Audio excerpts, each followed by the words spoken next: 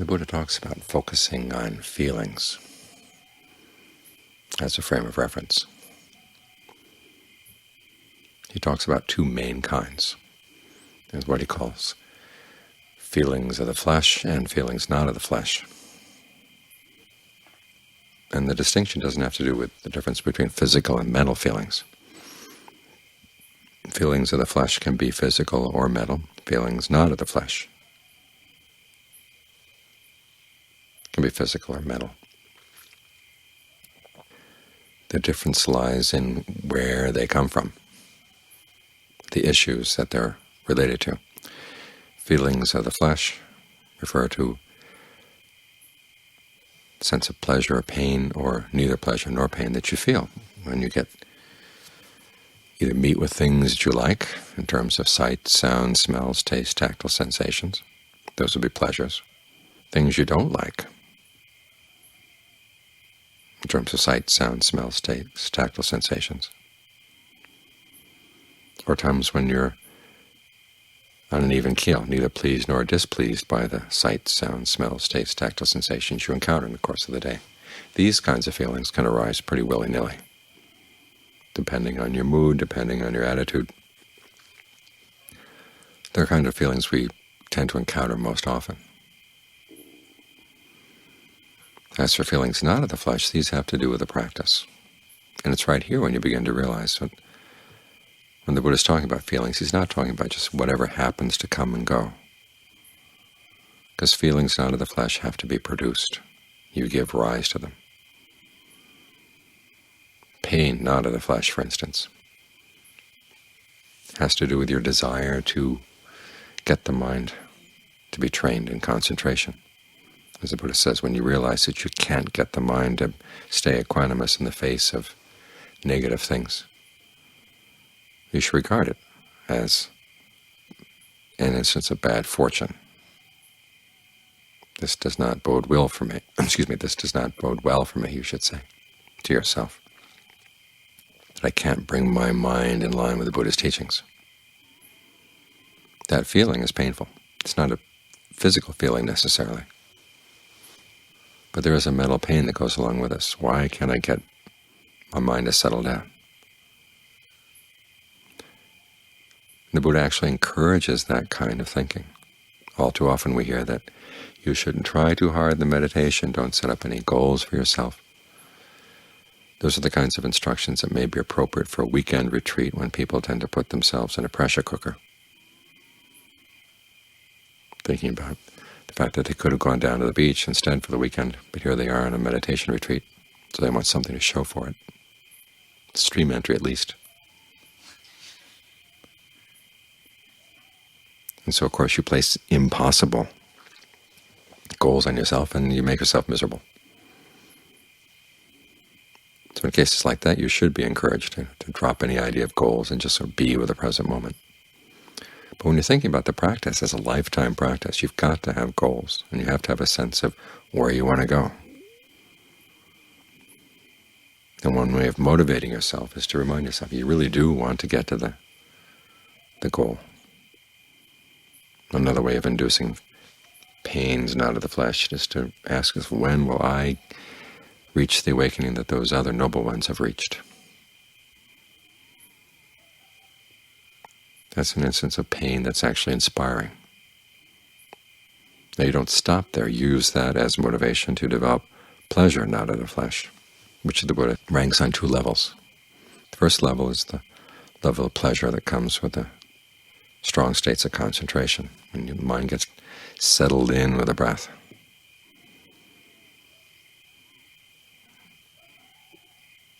And there's a sense of ease that comes with that, sometimes even a sense of rapture,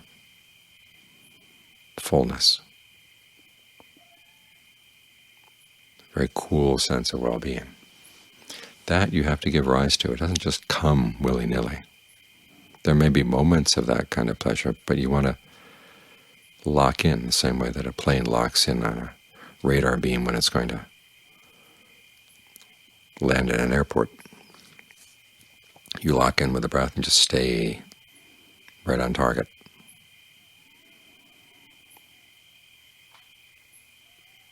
And there's a sense of solidity that comes with that. The Buddha says to indulge in that sense of pleasure, settle in and indulge in it.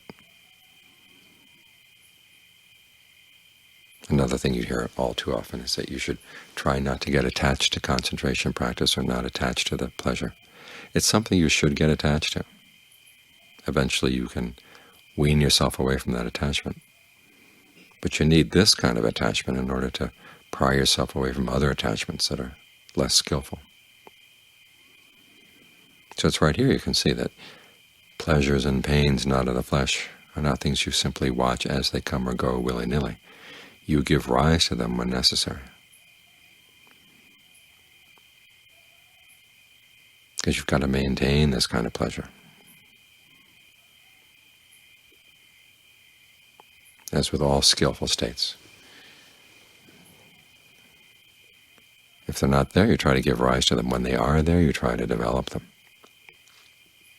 And ultimately, you want to develop them to a level that the Buddha calls pleasure more not of the flesh than not of the flesh. And that's the pleasure that comes when you reflect on the fact that you've attained awakening. In other words, you've reached the goal.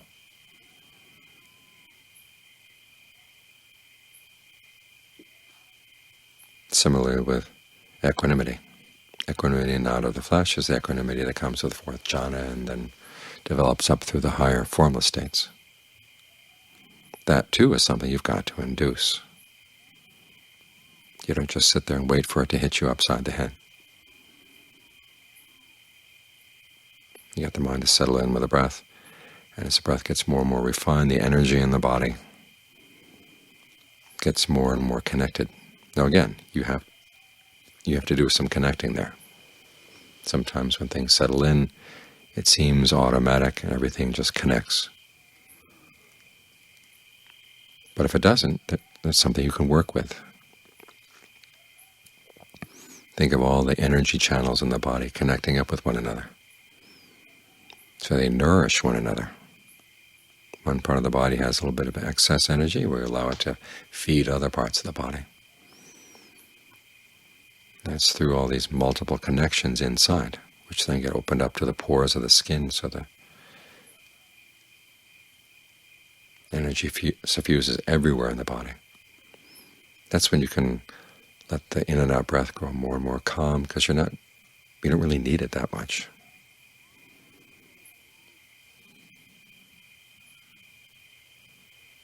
And you finally get to the point you don't need it at all. This is where the mind gets really solid and really still. That's equanimity not of the flesh. And again, that has to be induced. As for the second level, equanimity more not of the flesh than not of the flesh, that refers to the equanimity you feel when you've attained awakening. You reflect on the fact that your mind is now free from defilement. And there's a sense of great peace.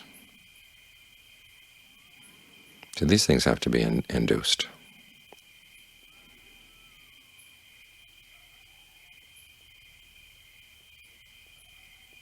But this fits in with everything else the Buddha says on mindfulness.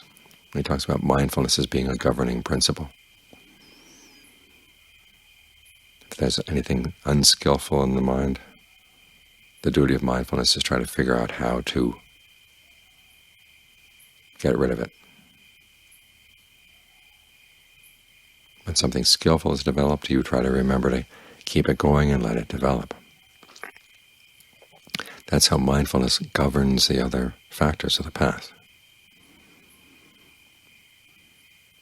In other words, it looks at what's there in the mind and it remembers from what you've done, of what you've heard. What do you do with this particular state of mind? The mind doesn't want to settle down. What have you learned about dealing with an obstreperous mind? Either from what you've heard or what you've read, or what you've done on your own in your practice. When things are going well, how do you remember to keep things well balanced? That's a much more delicate proposition, because if you think too much about them, then they begin to get wobbly. But you survey the situation, things seem to be going well. And you say, okay, just maintain this, keep this going. remember that this is what you want to do when things are going well. You remember to keep them going.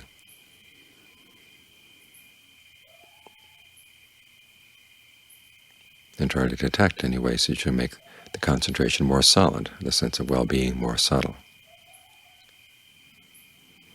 Just not just a matter of being with whatever happens to arise or whatever happens to pass away. There's certain things you want to have arise,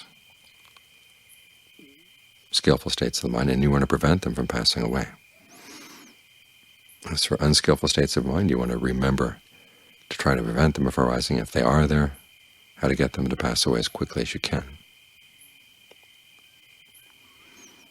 That's mindfulness as a governing principle.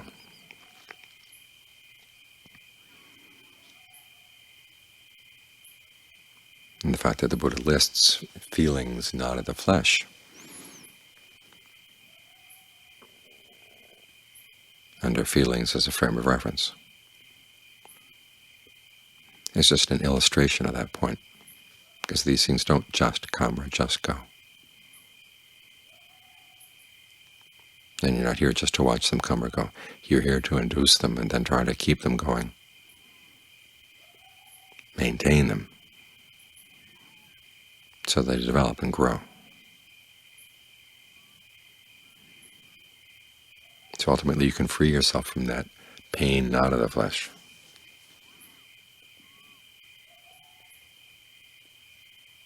And experience nothing but the pleasure and equanimity not of the flesh.